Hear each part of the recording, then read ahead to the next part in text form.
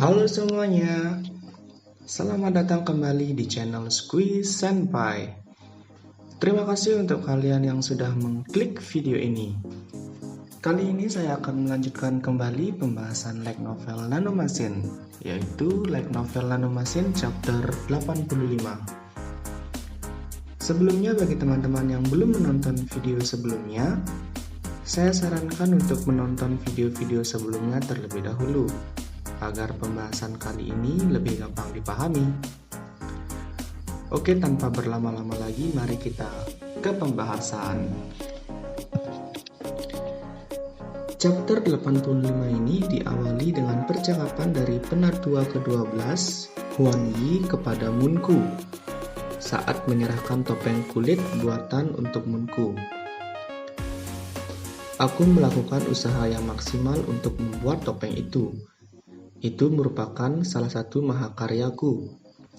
Kau bisa menggunakannya selama 5 tahun jika kau merawatnya dengan benar, kata Huan Yi kepada Munku.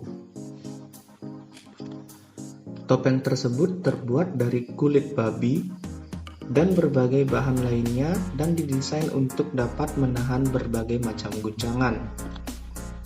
Munku hanya perlu melepasnya setiap hari untuk membiarkan udara mengalir di topengnya, dan tentu saja ia perlu mengganti lem di topengnya setiap hari, dan Munku menerima hal itu dengan senang hati. Bagaimana Pangeran Chun Yeun bisa tahu? Anda mengatakan tidak akan ada orang yang bisa mengetahuinya, gumam Munku dalam hati kepada Yeun setelah mengingat yang terjadi pada hari ini. Huan Yi mengklaim bahwa tidak akan ada seorang pun yang bisa mengetahui bahwa Munku menggunakan topeng. Namun Yeun di sini bisa mengetahui hal tersebut. Bahkan ia mampu mengetahui bahwa Munku adalah seorang perempuan. Ya, meskipun kita tahu sendiri, di sini kalau Yeun dibantu oleh Nano. Haruskah aku mengatakan kalau wajahku jelek? Sehingga kau harus menyembunyikan identitasku, gumam Munku. Tidak, itu terlalu bodoh, gumamnya kembali. Alasan itu tidak menjelaskan kenapa Munku juga harus menyembunyikan kelaminnya. Dan dari apa yang telah ia ketahui, Yeun bukanlah orang yang mudah percaya dengan alasan seperti itu. Munku yang masih kebingungan terlihat jelas oleh Yeun di mana ekspresi Munku terus-terusan berubah. Kemudian Munku menatap Yeun dengan mata memohon. Pangeran, tolong jangan beritahu siapapun tentang ini, katanya sambil memohon kepada Yeun. Bukankah kamu akan diusir dari akademi jika kamu ketahuan? Untuk apa kamu melakukannya? Tanya Yeun. Seperti yang Yeun katakan, kultus iblis mengakui kekuatan seseorang, baik itu laki-laki atau perempuan. Jika orang itu kuat, maka ia akan diakui. Sistem itulah yang berlaku di kultus iblis. Apakah ada bekas luka di wajahmu? Atau kamu jelek? Atau apa? Tanya Yeun lagi. Di sini Munku merasa terkejut. Ia tidak menyangka Yeun akan percaya alasan tersebut. Namun Yeun bertanya dengan serius, yang mana itu artinya mungkin saja Yeun berpikir itu adalah alasan yang masuk akal. Scene kemudian berlanjut dengan Munku yang meminta Yeun untuk berjanji agar tidak mengatakan kepada siapapun tentang apa yang akan Munku ceritakan selanjutnya. Yeun pun menyanggupinya dengan sedikit ragu. Oke guys, untuk cerita dari Munku ini akan saya bahas secara singkat dan inti-intinya saja. Karena kalau saya jadikan versi percakapan mungkin akan terlalu panjang jadinya. Nah, jadi di sini Munku bercerita kalau wajah yang ia gunakan di topengnya adalah wajah saudara kembarnya. Munku bercerita kalau dia sebenarnya adalah seorang anak kembar. Ia memiliki saudara laki-laki yang bernama Moon Yu, di mana Moon Yu seharusnya menjadi pemimpin klan Dragon Fist di masa depan. Munku kemudian melanjutkan ceritanya. Ayah mereka, yaitu Moon Sung, terbunuh saat perang tepat sebelum Munku dan saudara kembarnya terlahir. Hal ini membuat ibu Munku menjadi syok dan kesulitan dalam persalinannya. Ibu Munku pun meninggal setelah melahirkan Munyu. Yeun yang mendengar hal itu menjadi semakin respect kepada Munku karena Yeun sendiri sudah tidak memiliki orang tua. Munku kembali melanjutkan ceritanya. Ia bercerita kalau saudara kembarnya sangat lemah dalam hal apapun karena mengalami kelahiran yang tidak layak. Berbeda dengan Munku yang terlahir pertama dengan normal, Munyu terlahir cacat karena sakit mental. Hal ini sangat membuat kakek mereka yaitu penatua Munyun sangat terpukul. Karena baru saja ia kehilangan putra dan menantunya, kini cucu laki-laki yang akan meneruskan klan Dragonfish-nya harus terlahir cacat.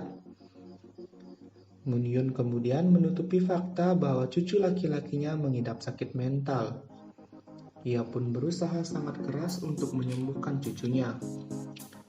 Namun tak satu pun usahanya yang berhasil. Munyun sangat sedih tentang hal tersebut.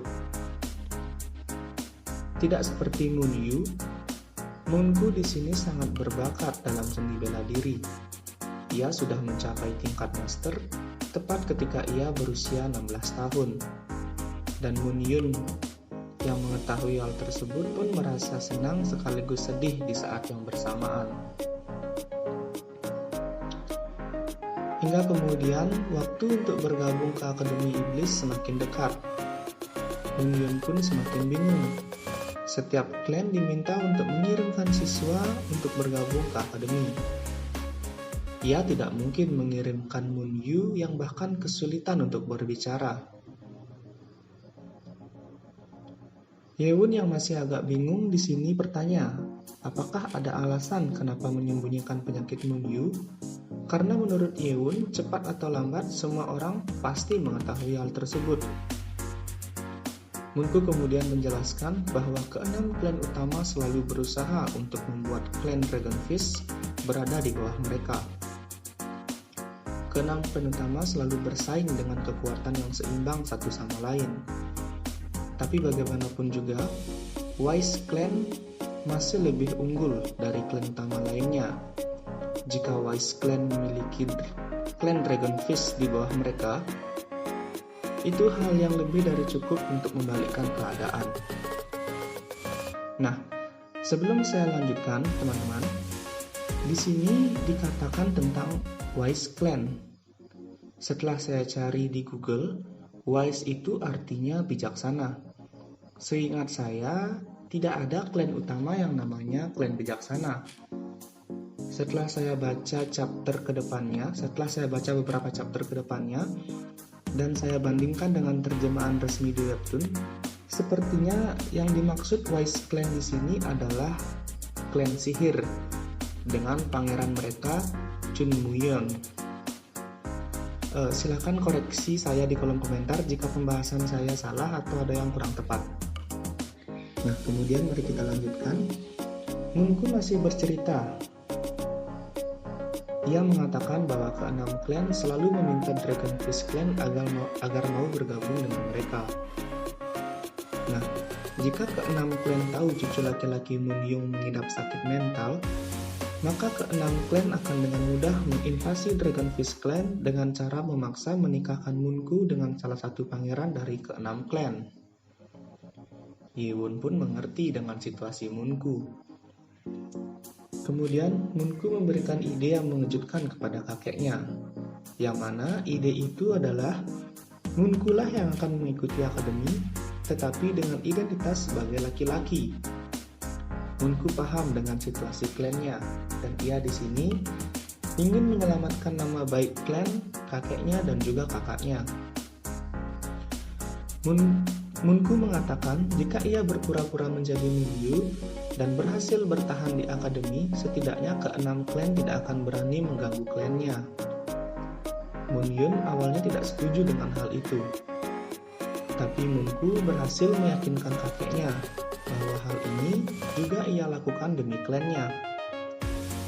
Moon Yun kemudian menghubungi penatua 12 yaitu Huan Yi untuk memintanya membuatkan Moonku topeng. Dan inilah hasilnya seperti yang kita ketahui bersama. Nah, di sini Moonku tidak menggunakan nama Moon Yu di akademi. Hal ini ia lakukan untuk mengantisipasi jika identitas aslinya terbongkar, agar kakek, kakak maupun klannya tidak disalahkan akibat hal tersebut. Nah, maksud Moonku di sini adalah jika misal suatu saat identitas aslinya yang seorang perempuan terbongkar oleh instruktur ataupun guardian kiri, ia masih bisa mengelak bahwa ialah yang menginginkan hal tersebut, karena nama yang Moonku pakai adalah nama aslinya. Jika di sini Moonku menggunakan nama saudaranya dan kemudian identitas aslinya terbongkar, hal ini bisa menjadi lebih rumit lagi dan berimbas kepada klannya. Yewon pun mengerti dan semua rasa curiganya terhadap Moonku pun menghilang. Moonku di sini terlihat senang melihat Yewon yang mendengarkan ceritanya dengan serius. Moonku kemudian bertanya apakah penjelasannya cukup membuat Yewon mengerti tentang mengapa ia sampai menggunakan topeng. Dan Yewon pun menganggukkan kepalanya. Moonku kemudian menekankan sekali lagi bahwa Yewon harus menjaga rahasia ini, dan Yewon pun berjanji akan hal itu. Scene kemudian berlanjut dengan Yewon yang bertanya apakah Moonku juga merubah suaranya, karena di sini suara Moonku agak serak dan berat, namun memiliki dialek yang agak kekanak-kanakan seperti halnya seorang gadis.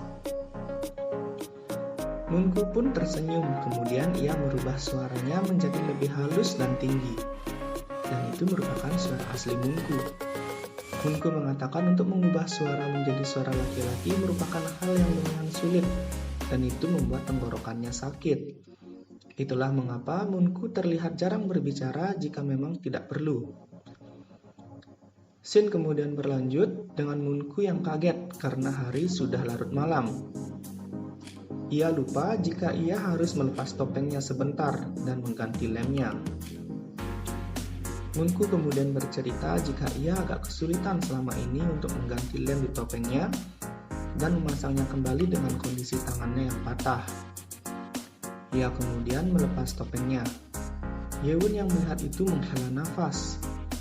Moonku di sini digambarkan memiliki kulit putih bersih dengan mata besar berkilauan dan bibir merah muda yang kecil. Kecantikannya bersinar di bawah sinar bulan, dan pada saat itu bahkan membuat Yewon yang acuh tak acuh pada orang lain menjadi terpesona. Moonku kemudian meminta bantuan Yewon untuk memegangi topengnya. Kemudian Moonku mengambil lem di sakunya dan mulai mengoleskannya di topengnya. "Lihatlah pangeran, betapa merepotkannya hal ini," ucap Moonku kepada Yewon. Dan saat itu juga wajah Yewon langsung memerah. Ini adalah pertama kalinya Yewon berpikir tentang kecantikan seseorang. Bagaimanapun juga, Yewon masih belum mengerti tentang cinta. Jadi ia pun segera mengembalikan ekspresinya seperti semula. Moonku kemudian menggunakan kembali topengnya segera setelah selesai diolesi lem. Namun Moonku tentu saja kesusahan karena kondisi tangannya yang patah. Nah, di sini Yewon berinisiatif untuk membantu Moonku memasang topengnya. Moonku pun berterima kasih kepada Yewon. Ia berkata ada baiknya juga seseorang mengetahui rahasianya. Moonku kemudian bertanya apakah Yewon akan melanjutkan pelatihan di ruang pelatihan pribadi, dan Yewon pun mengangguk. Kemudian di sini Moonku bertanya tentang nomor ruang asrama Yewon. Moonku yang telah menjadi anggota Yewon akan segera pindah ke asrama yang sama dengan Yewon. Yewon pun memberitahu nomor asramanya, dan kemudian mereka pun berpisah. Moonku berjalan menuju asrama lamanya untuk mengambil barang-barangnya, sedangkan Yewon berjalan menuju ruang pelatihan pribadi. Chapter kali ini kemudian diakhiri dengan Yewon yang tiba-tiba berhenti di tengah perjalanannya dengan berpikir bahwa Moonku adalah seorang perempuan, tapi Moonku akan ada di asrama pria. Lalu bagaimana Yewon akan mengatasi hal tersebut? Nah guys, chapter kali ini pun berakhir dengan Yewon yang kebingungan. Terima kasih untuk kalian yang sudah menonton video kali ini sampai selesai. Jangan lupa tinggalkan like, komen, dan subscribe. Tetap nantikan video-video pembahasan lainnya dari channel ini.